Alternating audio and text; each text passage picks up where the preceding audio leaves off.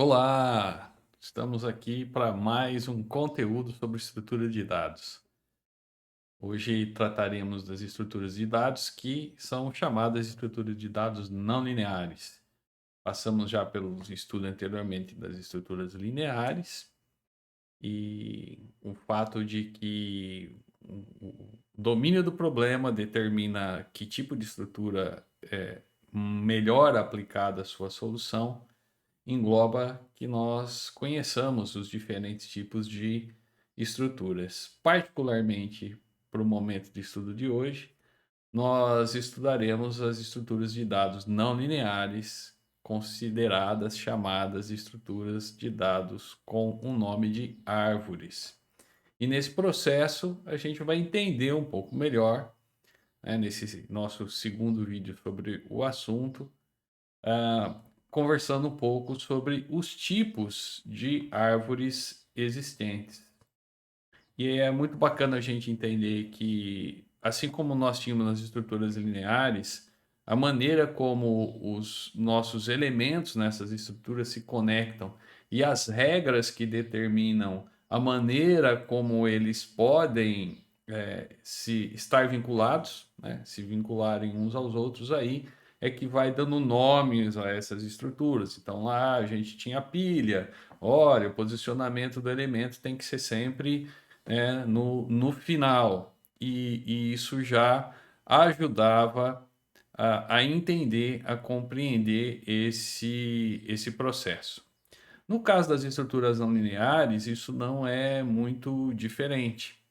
Então, por exemplo, o que a gente tem na indicação desse tópico é que eu poderia chamar aqui de árvores que são chamadas de árvores multivias,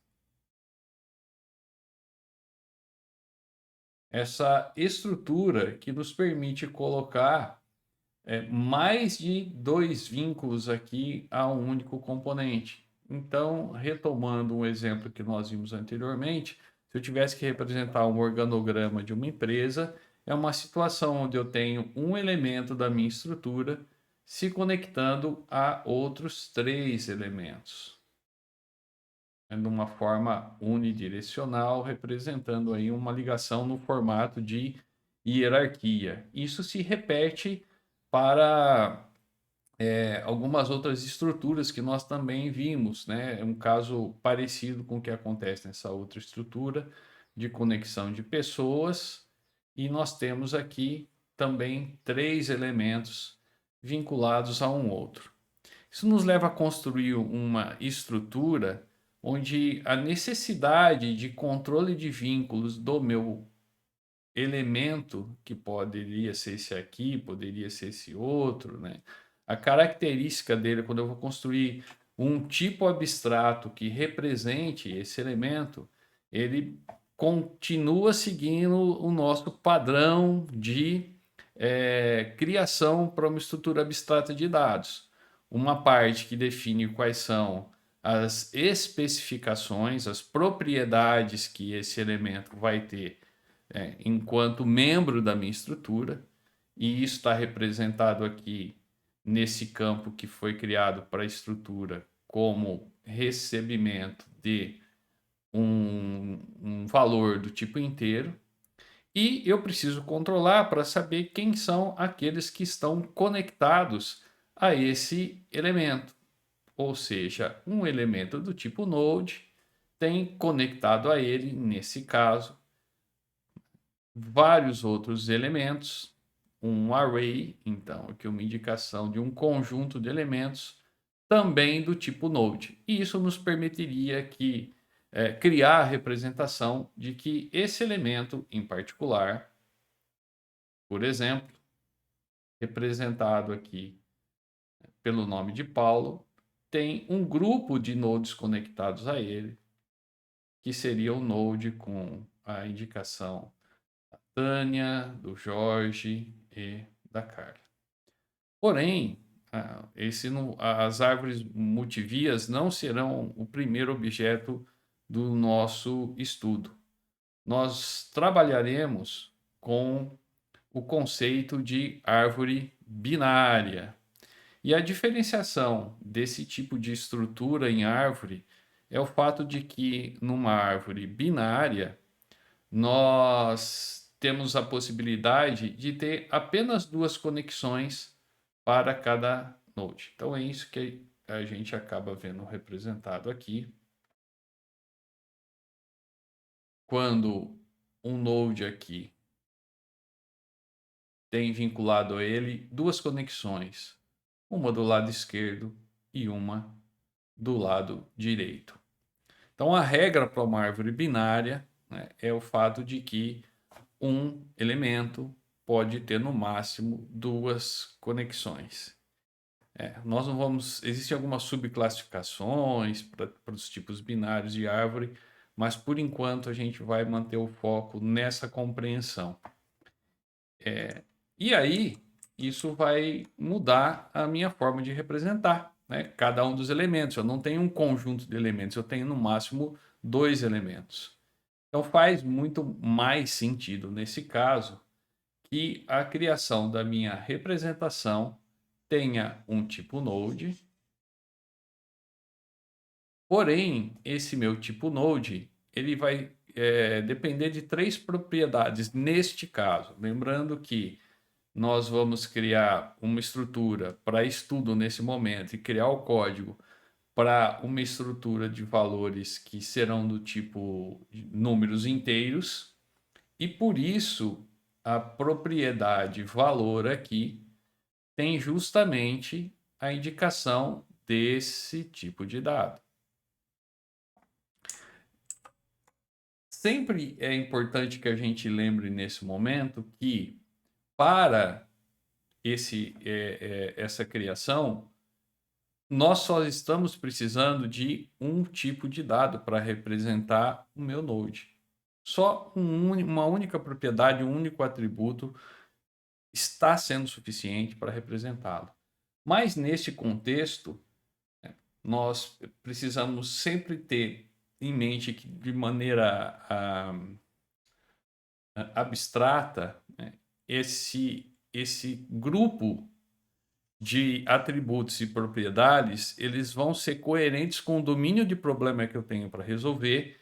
E por isso, se eu tivesse representando aqui um cliente, eu não teria só uma propriedade valor do tipo inteiro. Eu poderia ter uma propriedade que seria o nome, uma propriedade que seria clássico CPF e tantas quantas outras propriedades forem necessárias para que eu represente o elemento membro da minha estrutura. Num segundo momento, vai ser indispensável que eu controle a conexão deste elemento com os outros elementos da minha estrutura. E nesse caso, como nós temos um item posicionado à esquerda do meu elemento e outro item posicionado à direita do meu elemento, nós precisamos aqui de duas outras propriedades, esquerda e direita. E esse atributo, ele vai receber um outro elemento. Veja, eu não tenho só o valor conectado, né, desse outro. Eu tenho um outro elemento igual ao anterior. Por isso, esse mesmo tipo de representação, ele virá também para a definição de que no meu lado esquerdo eu tenho um outro elemento do tipo node e do lado direito um outro elemento do tipo node. Então, em termos de compreensão de como isso está funcionando, quando eu criar o meu código, aqui eu vou ter um elemento que tem justamente essas três propriedades que foram representadas. O valor, para indicar como esse node está sendo conhecido, o que ele contém, qual que é a propriedade que o representa. No caso aqui, ele já recebeu o valor 13. E outras duas indicações. Quem está à esquerda, e por isso nós criamos aqui na representação do tipo de dado node uma propriedade que represente a existência ou não de um node à esquerda desse elemento e um outro à direita. E essa representação vai se repetindo, se replicando para os outros elementos. Vou criar o elemento que está à direita, como ele também é do tipo node, ele também terá uma indicação de valor, uma indicação de esquerda e uma indicação de direita. É a representação desse elemento, que por sua vez tem um outro elemento à esquerda e um outro à direita, com todas as representações. E é importante lembrar que pode estar vazio, em algum momento essa árvore deve ter um fim, independente do seu tamanho aí, né? E aí, neste caso, a indicação de esquerda e direita vão estar apontando para nulo, tá? Porque não existe mais ninguém.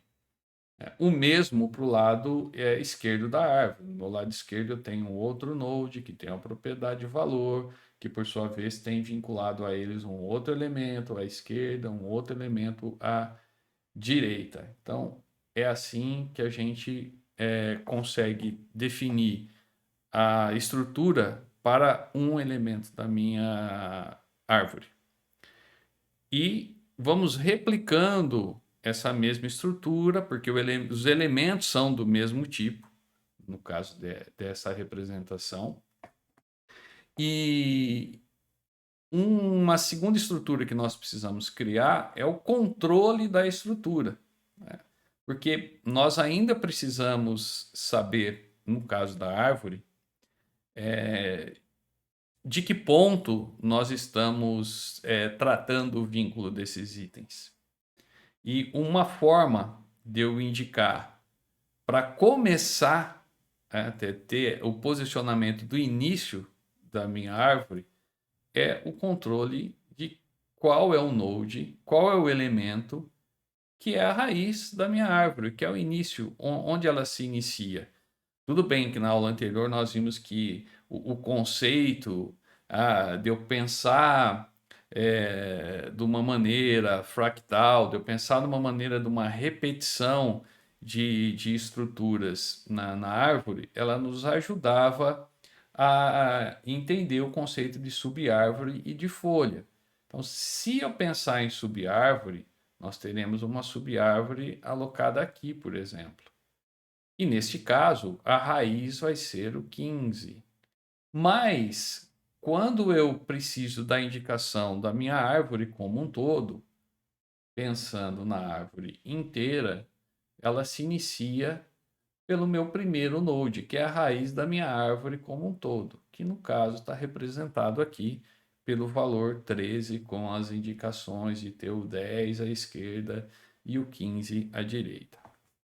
E destacando isso, é importante nós sabermos que as árvores, o posicionamento dos elementos nas árvores, né, para estruturas não lineares, também dependem de regras, assim como nós dependíamos das regras para o posicionamento dos elementos nas estruturas lineares.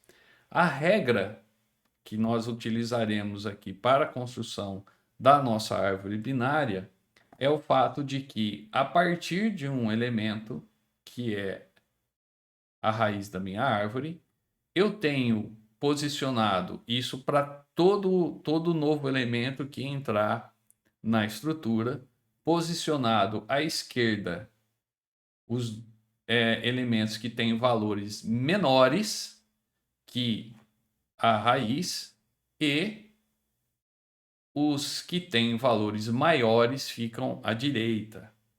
Então, recuperando outro conceito que nós vimos anteriormente, vale aqui o reconhecimento do conceito de pai e filho para essas estruturas não lineares.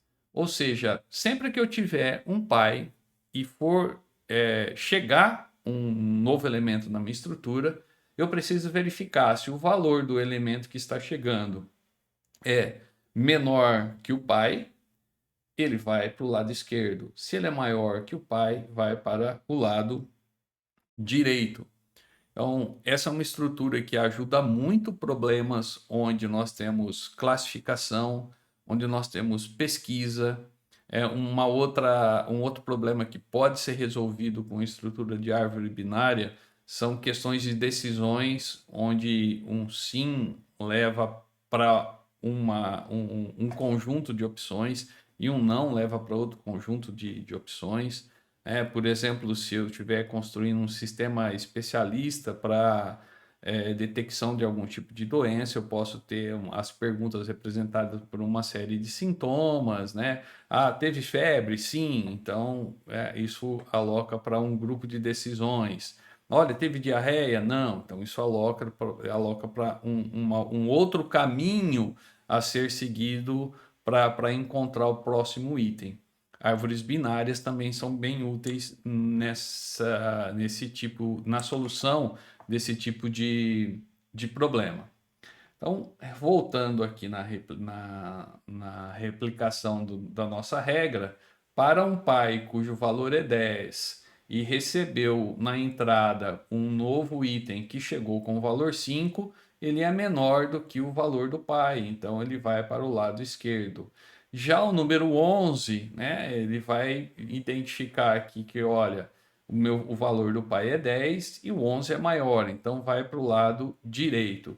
E essa é a regra geral que nós vamos utilizar, que nós utilizaremos para poder montar a nossa árvore binária. Então, os números que são menores do que 13, eles ficam para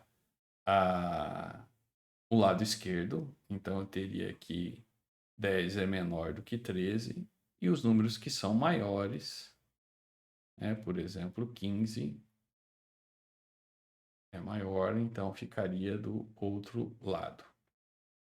Muito bem. Então, eu esqueci de mencionar aqui, quando eu comentei da nossa estrutura, controle da estrutura da árvore binária, um outro fator que pode me ajudar a recuperar informações que são importantes é o tamanho, quantos itens, quantos elementos tem na minha árvore, né?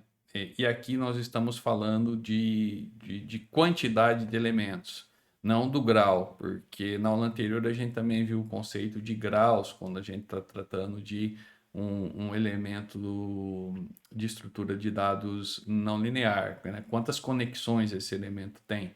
E aqui a proposta desse atributo, dessa propriedade, é a representação de quantos elementos existem na árvore como um todo, e não quantas conexões cada elemento tem. Tá? Então, um controle aí de retorno, para identificar se talvez é importante se a árvore está vazia e trabalhar a estrutura no código. É, esse primeiro momento, nós vamos tratar da parte de inserção de um novo elemento na nossa árvore.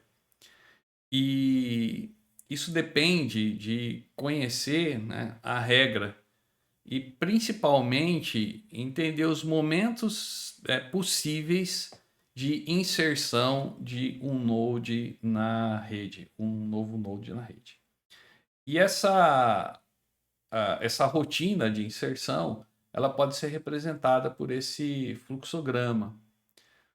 O meu primeiro momento é receber um valor e uma indicação de qual que é o node que é o pai, ou um nó raiz para aquela inserção, né?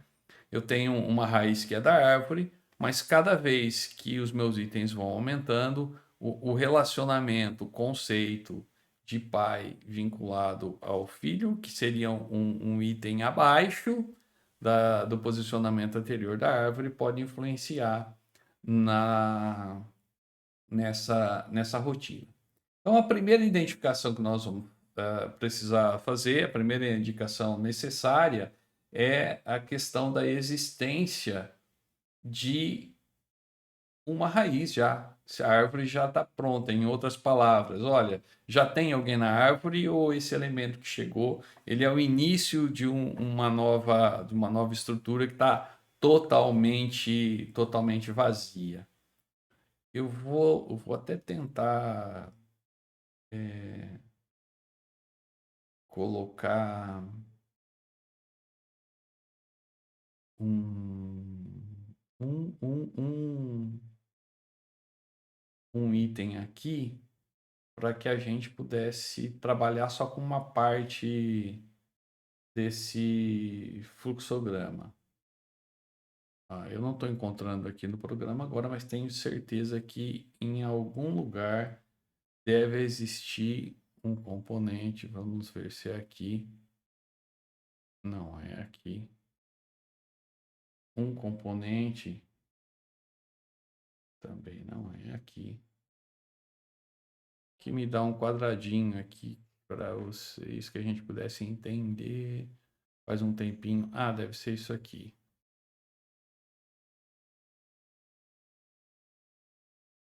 Pronto, esse cara deve me ajudar.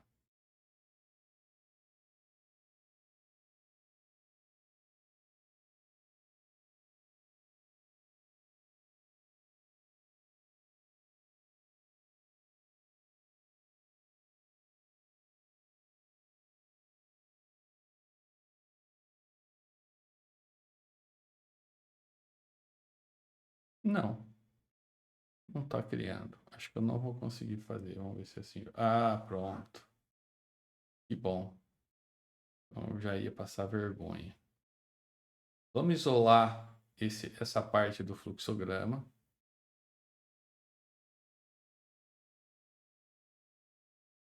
Ok, vamos deixar assim. E vamos pensar apenas nesta parte, na qual eu tenho a recepção do valor. E a partir da recepção desse valor, um pouquinho maior aqui. A partir da recepção desse valor, nós vamos criar um novo node e verificar se não tinha nada na raiz da árvore. Essa parte, ela está estruturada nessa nossa parte do código. O que nós estamos fazendo do lado de cá é exatamente isso. Então, para o meu tipo de árvore binária, criado neste código aqui, nessa partezinha aqui do nosso código, nós criamos um tipo que tem duas propriedades: a raiz e a quantidade de elementos. E agora, para esse tipo, nós vamos criar quais são as operações, quais são os métodos, né? Se nós estivéssemos trabalhando com uma linguagem orientada a objetos, seria isso: quais são os métodos possíveis.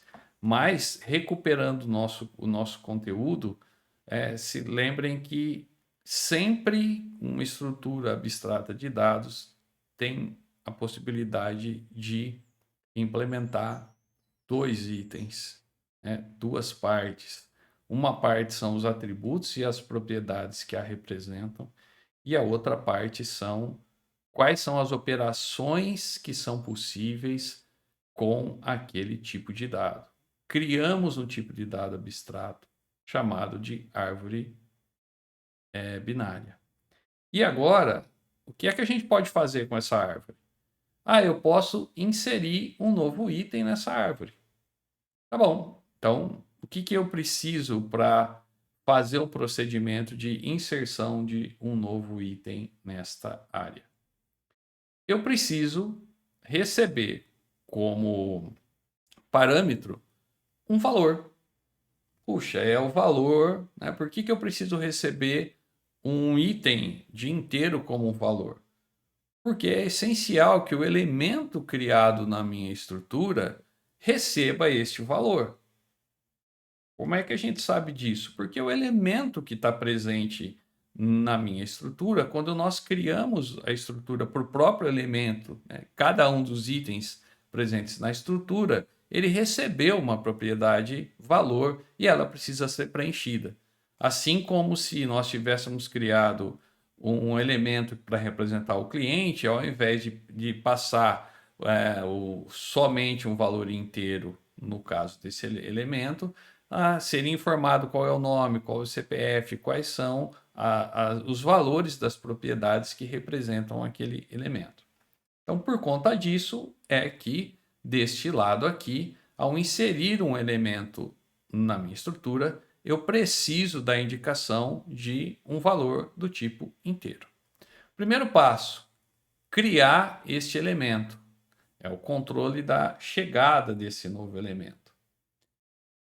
Ao executar esta linha, que está atribuindo a minha variável new node um recebimento de um elemento do tipo node, cujo valor está recebendo o parâmetro que veio na função, veja, v está aqui, e v foi atribuído ao valor. E as outras duas propriedades estão criadas como indicando para nada, para nulo. Ou seja, neste momento, a execução desta linha fez com que fosse gerado na memória do equipamento onde está sendo executado uma reserva de espaço justamente com os 3 itens que eu tenho do tipo Node. Eu tenho a propriedade esquerda, a propriedade chamada de direita e a propriedade para o recebimento do valor. Ok, então o que aconteceu aqui ao executar a primeira linha foi que o meu valor vai receber o que veio em V e os outros dois estão, neste momento da criação do Node, apontando para vazio, para nulo.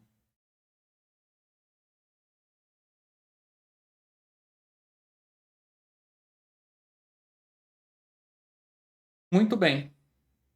No passo seguinte, o que vai ser controlado são as propriedades da minha estrutura, que estão aqui, olha, a propriedade da indicação da raiz e a propriedade da quantidade de elementos presentes na estrutura. Então, nós estamos seguindo esse fluxograma aqui, onde eu recebi o valor e criou um novo elemento, um novo nó, um novo node para ser inserido na minha estrutura a partir do valor que eu recebi. E aí vem a primeira pergunta. Esse elemento novo que chegou, ele está sozinho nessa estrutura? Ele é o primeiro elemento de toda a minha estrutura? Por isso a pergunta, o node raiz é nulo? E essa pergunta, ela se transformou nesta linha de código.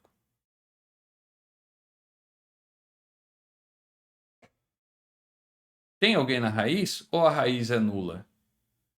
Exatamente. E aí, de acordo com a resposta, duas possibilidades. Sim ou não, indicadas no nosso fluxograma. A raiz é nula? Sim e não. Nós vamos tratar aqui, nesse primeiro momento, do sim.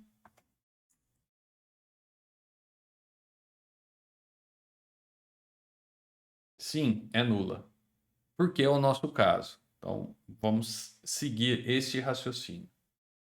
Se a raiz é nula, o meu nó da raiz como um todo, o nó raiz da minha árvore como um todo, recebe esse novo node que chegou. E a minha árvore passa agora a não mais estar vazia, passa a ter um elemento que foi posicionado na raiz. Se nós dermos uma olhada nessa nossa estrutura aqui, e vamos usar essa mesma estrutura para caminhar pela inserção dos nodes na rede, vamos montar da seguinte maneira. Eu acabei de receber um node que na execução da minha função lá passou o 13 como valor.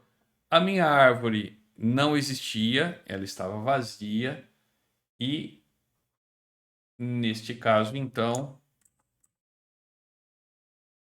a minha árvore ela estava com a propriedade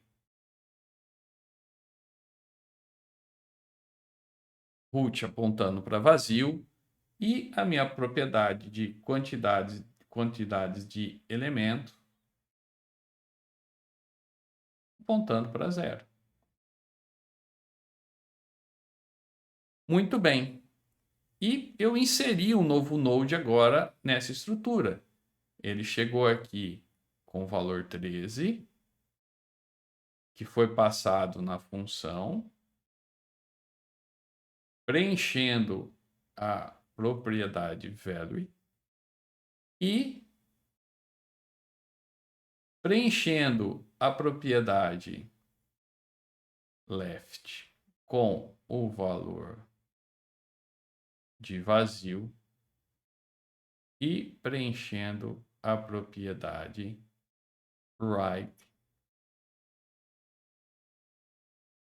com a função de vazio, com o valor de vazio. Muito bem. Essa é a nossa estrutura para representação do primeiro elemento.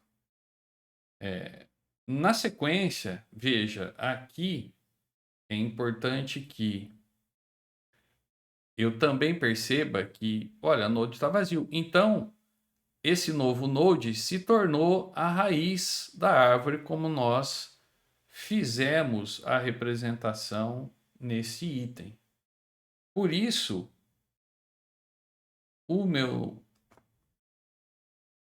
a minha raiz da árvore, ela deixa de ser vazia e agora ela recebe aqui um elemento do tipo node, né, com essas três estruturas. Só que nós trabalhamos lá com uma indicação, né, na criação, isso depende de linguagem para linguagem, claro, mas aqui no nosso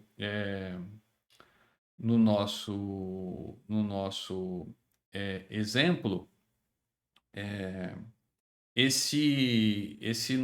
essa variável que nós criamos, ela é uma representação no formato de ponteiro.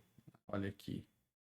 A gente tem uma indicaçãozinha ali desse e-comercial, que em Golang é uma indicação do ponteiro, do endereço de memória de um elemento.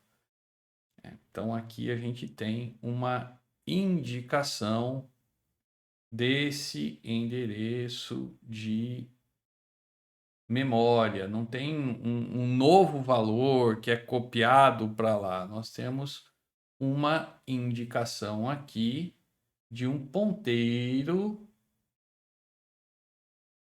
que indica para um elemento que tem essa estrutura, que é o endereço de memória desse cara. E aí, no meu código, eu posso saber, olha, quem que está iniciando essa árvore? Opa, é esse endereço aqui com esses que contém esses valores para o node. E no segundo momento, opa, tem mais uma coisa aqui para arrumar. Isso aqui está escrito errado. Está invertido. É HT. Senão nós seríamos right e não right. Muito bom! A outra indicação, que não aconteceu nesse momento, mas vamos prestar atenção aqui, a outra indicação que não aconteceu é que, como não existia nenhum node ainda, ele virou raiz e ele veio para esta linha, correto? Acabou não executando, né, essa outra linha que faz uma chamada para esse outro tipo de função que a gente vai tratar daqui a pouco. Mas ele veio para cá, não era esse caso, então ele veio para o final e arrumou também a propriedade de quantidade de elementos na nossa estrutura. Ou seja, aqui deixou de ser zero e passou a ter 0 mais 1. Temos um elemento presente na estrutura de, de árvore. Tá? Olha, achei que ia começar a chover, começou um barulho aí, eu ia até parar para não atrapalhar, mas acho que dá para a gente tentar finalizar. Se começar muito barulho, eu vou ter que parar e aí eu coloco num outro bloquinho, tá bom?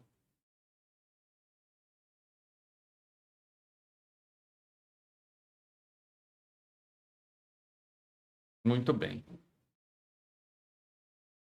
Acho que vai atrapalhar. Vou ter mais um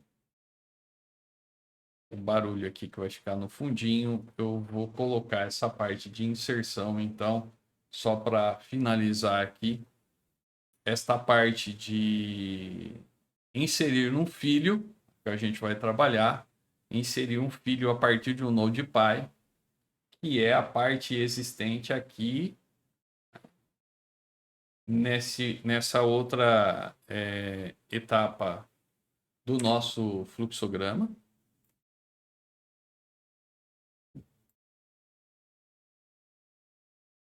Tá? Onde existe o caso é que a árvore não está mais vazia, já existe um node da raiz, vai percorrer o outro lado do nosso fluxograma. E aí nós trataremos desse procedimento de inserção no outro vídeo sequencial a esse. Ok? Muito obrigado por enquanto. Até a próxima.